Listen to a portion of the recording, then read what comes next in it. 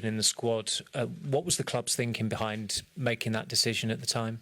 It's a different context. In that moment, Rasmus and Josh was playing in the same position. So we tried to manage all the things, even the expectations of the kids. So was that the context was completely different, and we chose the different players.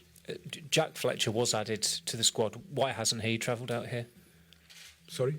Jack Fletcher, I believe he was added. He didn't train with us, and he had a game before Fulham. We want some imagine Amas is today.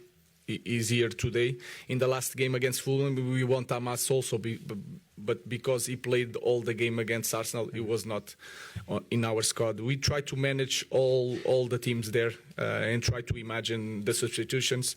And we know to bring some players is a big step, and we are taking care of the expectation of the kids. Thank you.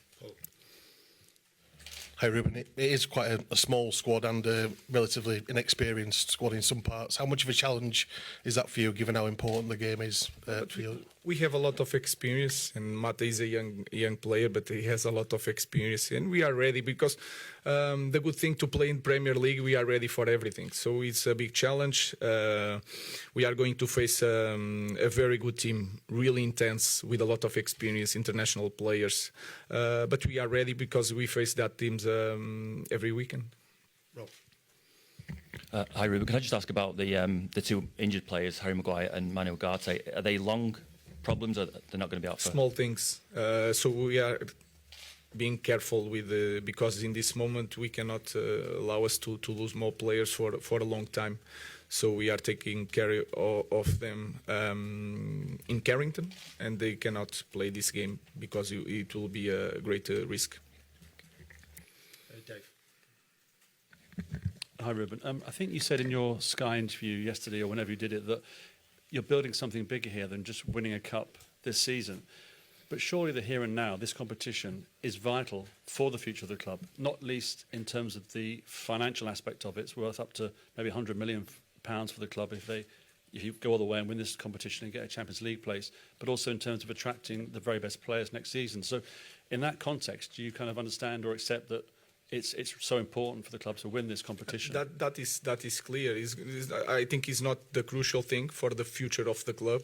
That is my view, and I'm here for 3 months, and I think that is clear. But I understand is a massive difference in our season, especially because we are out of the cups, in the bad position in the league. That could change a lot of things, even the way they see the coach. So I know that is a massive pressure. But I will say it again: Manchester United can have that can call all the best players even without Champions League in the future. We have to change a lot of things, and we're trying to do that. So I think that there is more important things than win cups in this moment. That is my feeling. But I understand that winning Europa League can change everything for us in the next season. Laurie.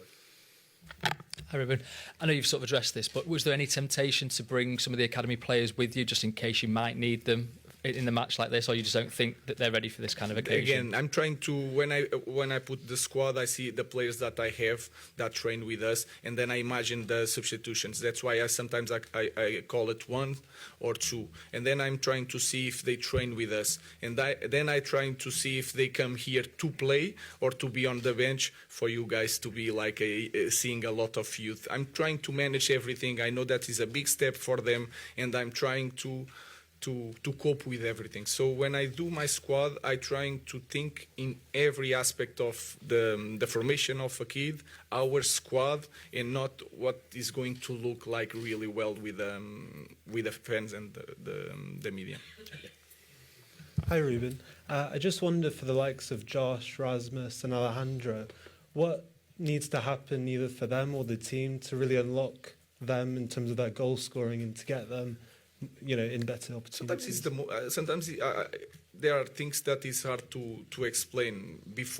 For example, before the last match, we had some games without opportunities and create chances, and that is impossible for them to score. So it's a team thing. But I felt like in the last game sometimes it's a luck. The way we kick the ball a little bit a meter more inside, we had opportunities to score. we didn't score. Sometimes it's really that's it. One thing is to create situations. We created in the last game, but in certain moments we need a little bit luck to score one, and then when you score one, you take out of the big pressure and you score 2 or 3 in the next games. Matthias, can I just ask you as well, how are you settling into life in Manchester, and how do you compare kind of the scrutiny and the pressure on the club and yourself compared to clubs you've been at, like Bayern Munich, Juventus, Ajax? Yeah, I think I'm settling in really well. Obviously, I've been here now, what is it, maybe 6-7 months also. I think we have a really nice team, really nice group.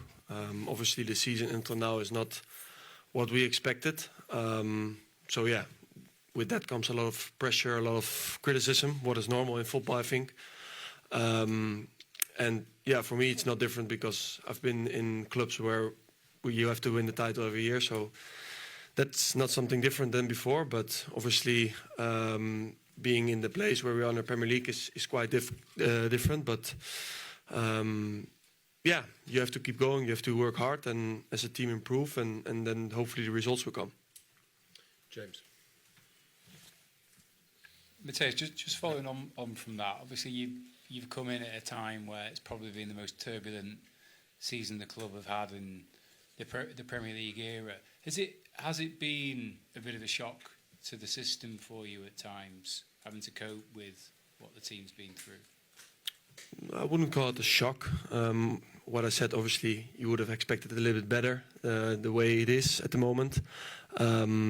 But yeah, it's the Premier League where you're playing in. And the Premier League is, you can't be at 99% of the day because then you lose games against the teams that are in the Premier League. So obviously until this season, in a lot of games we haven't been good enough. So we know that. We try to improve as a team, try to improve as an individual, what also is really important, I think. And then in the end, it has also sometimes a little bit to do with luck also, I think. But we all know that we have to improve and to become better. But I'm now talking about the Premier League. But I think tomorrow is another chance to show our worth in a European competition. Until now, we haven't lost a game, so hopefully we can keep it that way and get a good result. Martin. Yeah, hi, Mathijis. Just on that same topic, after Sunday, this looks like your best chance of being back in Europe next season. How important is that for the players to have European football? Yeah, that's obviously that's the consequence. If you win the tournament, that's what you refer to. I think you go to the Champions League, but I think that's not our main goal at the moment. Our main goal is to win the game tomorrow, to get a good result. Watching it step by step, game after game. The Europa League is not a tournament where you can win without effort. So we know we have to fight tomorrow to put everything on the line to win the game, and that's our first concern for tomorrow. So we will be ready and hopefully get a good result tomorrow. Okay, last two, Chris and Pete. Chris. Yes, hi, Ruben. In talking about the club's longer-term goals these past few days, you've twice mentioned that you might not be part of it. Do you still have the self-belief that you can see this job through and turn the club around in the way that you hope?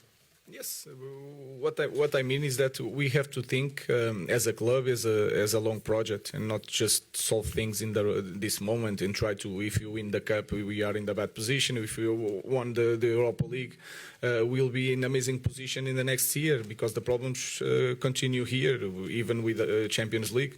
So that's what I want to say, and I know that you guys make counts of my rescission, and so I'm just trying to show that I don't care, and I'm really confident on the big goal of this club. That's all. I'm trying to show the big picture to our supporters. That's all. And you're confident in yourself that you can be the man to turn this That is around? clear. That is clear. I know what to do, but sometimes this is a result. It's a life of results, and you have to win games.